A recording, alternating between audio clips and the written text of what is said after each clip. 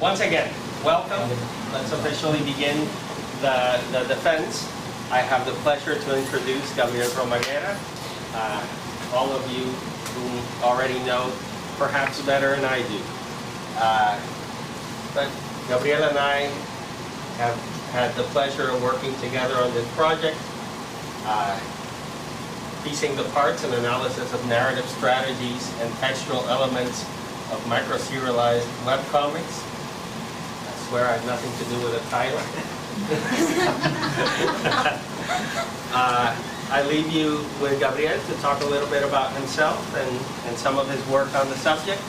And just so you know, we will have about 30 minutes for the presentation, after which we'll have a roughly 15-minute, thereabouts, question and answer period, in which the public is invited to ask their questions.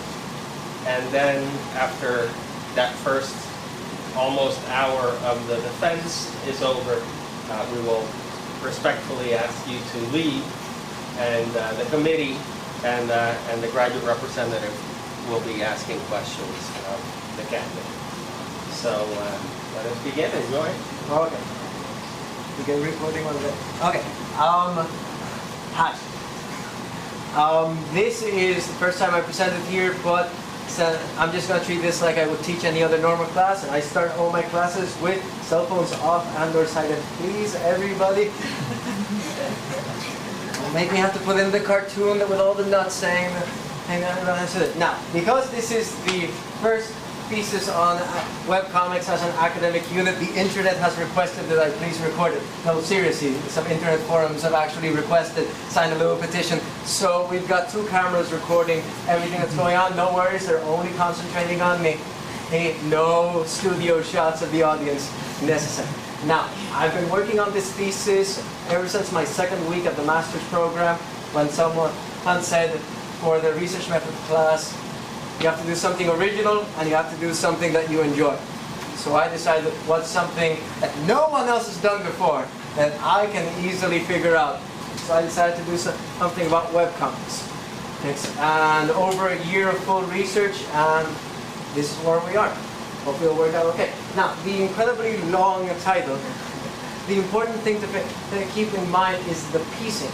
The verb to piece means to make whole out of many individual parts. It's like these puzzle pieces here. You have to take all of the individual pieces and put them together, and you will get something greater than some of its parts. When you do this with serialized literature, you are going to get an overarching narrative that's truly something to evoke. Now, let's start this. So what exactly are webcomics? Well, let's stick with the basics. They're basically comics that just happen to be on the internet. Any type of webcomic that you can imagine is already in newspapers or something that's been there originally for it. Now, because this particular thesis, I'm only focusing on those that have been solely presented for the internet. Those are designed to be webcomics, so to speak.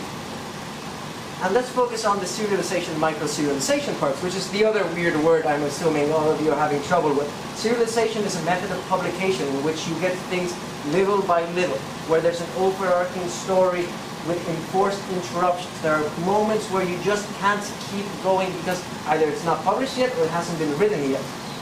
Television is the most common way to do this, but even older than that is the Victorian novel. And now with webcomics. Of course, microserialization is a term coined by a webcomic cartoonist called Robert Balder. He told me about this in a webcomics forum and said you should study webcomics because of their method of publication as microserialized text. So that's how I got the idea, and it's basically where the entirety of the narrative, each installment contains less than 1% of the entire thing. Even the longest Victorian novels don't technically qualify to be microserialized under these considerations. And of course, the other thing you're wondering, why webcomics? First off, why not? Second of all, they're an emerging form of visual literacy. You may not like them, but you have to admit, people are reading them. Students are taking several of them every day reading.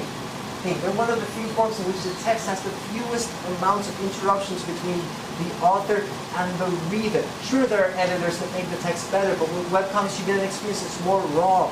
You get a form of textual purity that's fairly absent from almost any other type of serial fiction. And perhaps from the narrative perspective, it's the ones that they are the most available and accessible. All you need is a computer and an internet connection, and you have every installment there. They're free. Why not take advantage of this resource that's available to us? Which comics am I studying? In 2008, they made a study. Manly says that there are basically 18,000 webcomics out there. So I needed to trim that down a bit. So I'm focusing mostly on those that are a complete story throughout all of their installments. And a lot of them are humorous. They have jokes. Nothing happens between one episode and another. But I'm focusing on the ones that are primarily a narrative. Also the fact that they've been running for a long amount of time, minimum 3 years, because I want to see how the story develops as time goes on. By giving it at least that amount of time, you can really see how the shifting happens within the narrative. Of course, within these webcomics, I'm putting a lot of attention to Rich Burlew's Order of the Stick, award-winning narrative gone over 6 years, one of the greatest stories I've seen online. And of course, a few others like Brian Clevenger's Eat the Theater, Tara Hunt's Goblins, Anne Chiniez and Robert Bowder's Earthworld, yes, the same Robert Bowder who coined microserialization. Of course, my research questions. These have been modified several times. So, what are the narrative strategies used in webcomics? Are they similar and how they differ from the ones used in other forms of serialized fictional narratives, such as the Victorian novel, comic strips, films, comic books, and television? In what ways do the technical aspects of the digital medium in which webcomics are published affect the story itself? What changes occur when shifting from digital to print media? Does the narrative itself change in terms of style or genre? How does the narrative change over time, and how do these changes appear? How can changes in narrative be used to examine shifts in authorial intention? How are these shifts presented? What ways do they affect the narrative? And of course, how are issues of narrative continuity addressed and maintained in webcomics? How are they similar and how they differ from the ones used in previous forms of serial fiction? And of course, you might be understanding, how exactly do you study webcomics? And the basic point is this: you do something that's never been done before.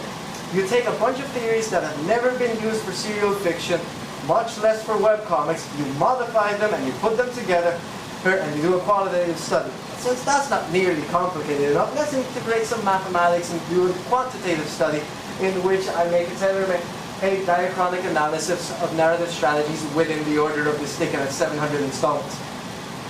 By the way, it was kind of fun, actually. But yes, it was a lot of hard work. Now, of the theories that I'm using, narratology, the study of narrative text. However, narrative, when you first think of it, of course, that's obvious. Once you start putting it in an academic context, there's like 100 definitions for each theorist available.